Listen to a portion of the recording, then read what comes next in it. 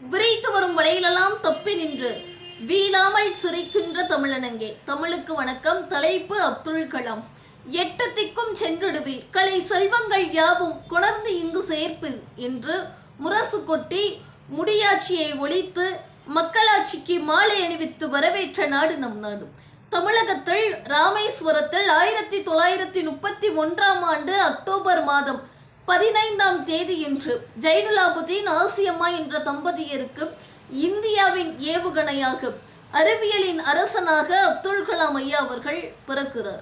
அதன் பிறகு தான் 5ஆம் வகுப்பு படித்து கொண்டிருந்த பொழுது சிவசுப்பிரமணிய ஐயர் நடத்திய பாடம்தான் பறவை எப்படி பறக்கிறது என்ற பாடமே தான் இவ்வுலகத்தில் எவ்வாறு பறக்க வேண்டும் என்ற கனவுகளையும் லட்சியத்தையும் அவருக்குள் உதைத்தது.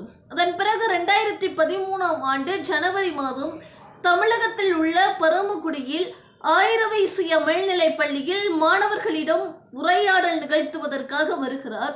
உரையாடல் நிகழ்த்தி முடித்த பிறகு மாணவர்கள் அவரிடம் கேள்வி கேட்கின்றார். கார்த்திக் ராஜன் என்ற மாணவர்களாகிய நாங்கள் வெற்றி பெற வேண்டுமென்றால் என்ன செய்ய வேண்டும் என்ற கேள்வியை ஐயா அவரிடம் கேட்கிறார். அதற்கு அப்துல் கலாம் ஐயா அவர்கள் கடின உழைப்பும் அறிவு தேடலும் இருந்தால் மாணவர்களாகிய நீங்கள் வெற்றி பெற முடியும் என்று கூறுகிறார். இதனை பாரதிதாசன் கவிதையோடு ஒப்பிட்டு பார்க்க ஆசைப்படுகிறேன்.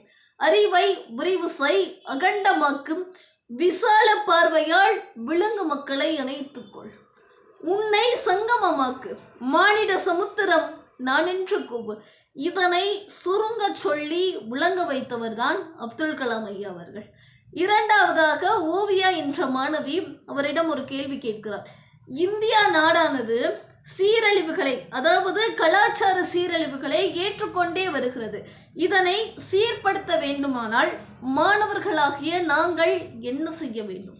அதற்கு அப்துல் கலாம் ஐயா அவர்களும் இந்த சீரழிவு என்பது ஒரு குடும்பத்தில் இருந்துதான் உருவாகிறது. அதாவது இந்நாட்டிலே 200 கோடி மில்லியன் குடும்பங்கள் வாழ்ந்து கொண்டிருக்கின்றன. அவற்றில் 60 கோடி மில்லியன் குடும்பங்களில் இருந்துதான் ஊழல் தொடங்குகிறது. எப்படி தெரியுமா? ஒரு வீட்டிலே ஒரு வேலையை யாரிடமாவது கொடுத்து செய்ய சொன்னால், இதனை நான் செய்தால் நீ எனக்கு என்ன தருவாய் என்ற கேள்வியே இன்றைய சமூகத்தில் முதலில் நிலவுகிறது. இந்த கேள்விதான் ஊழலுக்கு அடிப்படையாக அமைகிறது. அதனை புரிய வைத்தவர். அடுத்து மூன்றாவதாக சிவா விஷ்ணு என்ற மாணவன் எழுந்து கேள்வி கேட்கிறான். இந்திய நாடு வல்லரசாக வேண்டுமென்றால் நாங்கள் என்ன செய்ய வேண்டும்? அதற்கு அப்துல் கலாம் ஐயா அவர்கள் நீயாக இரு, ஆசிரியர்கள் சொல்வதை ஆழ்ந்து படி, அதுவே போதும் என்று கூறுகிறார். இப்படி முப்பெரும் உண்மைகளை கூறி மாணவர்களை வழிநடத்தி சென்றவர்தான் அப்துல் கலாம் ஐயா என்று கூறி உரைக்கு திரையிடுகிறேன். நன்றி.